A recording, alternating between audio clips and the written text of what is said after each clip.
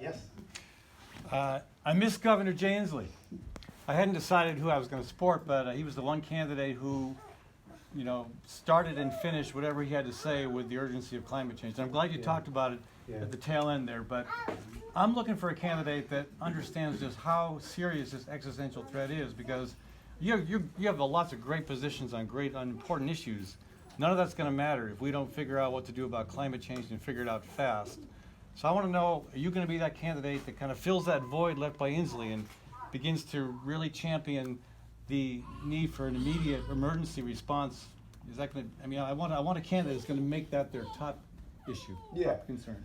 Thanks a lot for the question, and I share your admiration for Governor Inslee. In fact, we talked after he got out of the race, and in fact, my climate plan is based on his climate plan. My folks worked with some of his campaign staff as we constructed our plan to combat climate change. And so we absolutely feel the urgency of that. And as I've said, I know others have said as well, my first executive order on the first day of office would be to rejoin the Paris Climate Accord and then to pursue a Green New Deal to actually make investments to get to net zero by 2045 and also to create great jobs in the clean energy economy. But perhaps the best way to know whether I'm serious about it is to look at my track record. When I was mayor of San Antonio, for instance, I served on the board of the local public utility, CPS Energy. And what I did during that time was that we decided to shutter one of our coal plants and to invest in a 400 megawatt solar facility in San Antonio so that we started the transition in full to relying on renewable energy. In addition to that, we incentivized several hundred jobs that went with the manufacturing of those solar panels to locate in San Antonio.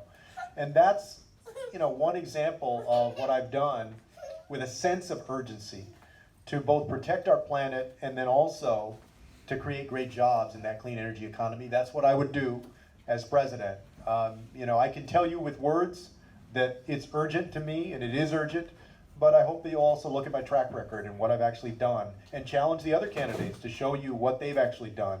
I'm one of the few candidates in this race, like Governor Inslee was, with executive experience, strong executive experience, so you can gauge my track record on these things.